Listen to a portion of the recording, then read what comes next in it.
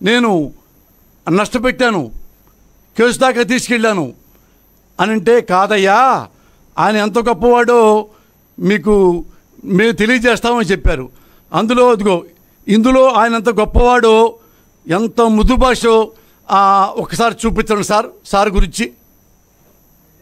ఈ ప్రతి మాట పబ్లిక్ లో ఆచి తూచి మాట్లాడ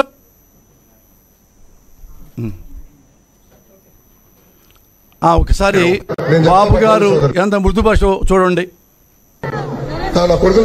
అవగాహనతోటి మాట్లాడాలి సబ్జెక్ట్ మీద. నా కొడుకులు ఏం చేయకపోతే మన ఎందుకు?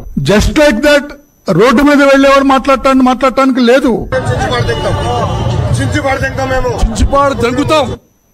బాబు గారు మాట్లాడారు. వాల్యుబుల్ గుర్తుపెట్టుకోండి. చెప్పండి సార్. సమయం సందర్భం తెలుసుకొని మాట్లాడాలి మీరు. మీ అమ్మ మొగుడా బాబు గారు మాట్లాడారు. తాను పబ్లిక్ లో మాట్లాడేటప్పుడు జాగ్రత్తగా మాట్లాడాలని, ఆచి తూచి మాట్లాడాలన్న ఆలోచన లేకుండా మాట్లాడుతున్నారు.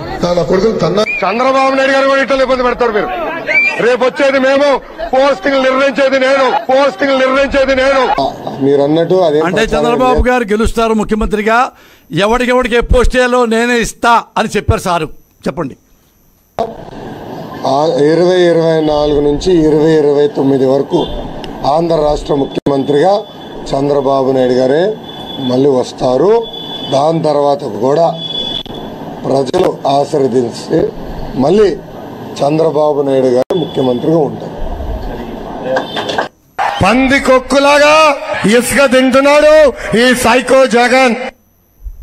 చెత్త పైన పన్నేసిన వ్యక్తి ఈ ప్యాలెస్ పిల్లి జగన్. పేదల ఏడుపులు ఆయనకి ఆనందం కల్పిస్తాయి. ఏం ఆడుతున్నాడు తెలుసా? పబ్జీ.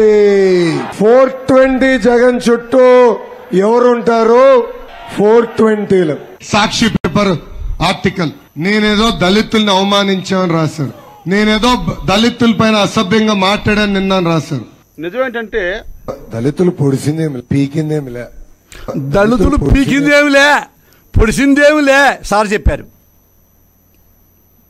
చెప్పండి. పీకిందేమిలే.